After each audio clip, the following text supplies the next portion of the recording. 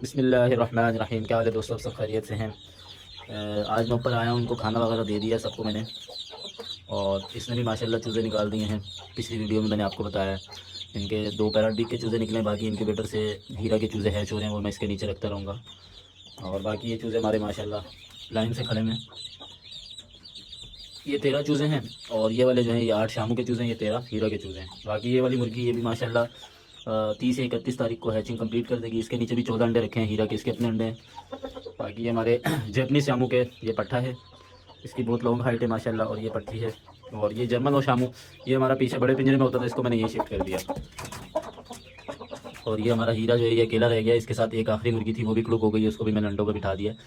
तो अब ये अकेला हो गया, ये अब 1-1.5 महीना अकेला रहेगा, जब तक ये हमारी इस वाली मुर्गी के बच्चे जो हैं वो 2 महीने या 1.5 महीने के नहीं हो जाते, जब तक मैं इसको अलग नहीं करूँगा। इसको अलग करने के बाद फिर दोबारा इसके साथ छोड़ देंगे इंशाल्लाह।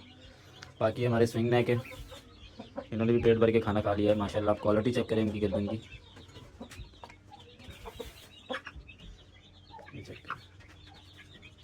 ये चेक करें आप माशाल्लाह। ये 2 महीने और 5 दिन के हो गए हैं, और ये तकरीबन मुझे खुद यकीन नहीं आता, ये 3-3.5 महीने के लगते हैं। जब मैं 1 महीने के लाया था तो बहुत छोटे छोटे से इनकी खुराक मैंने इतनी तेज़ की है, और ये माशाल्लाह बहुत बहुत ज़्यादा पेट भर के खाते हैं। भी इसका भी पेट चेक कर लें, फुल भरा हुआ है लेकिन खाया जा रहा है। तो ये माशाल्लाह बहुत ज़्यादा अच्छी ग्रोथ कर रहे हैं। चलिए मिलते हैं अगली वीडियो में, अल्लाह हाफ़िज़।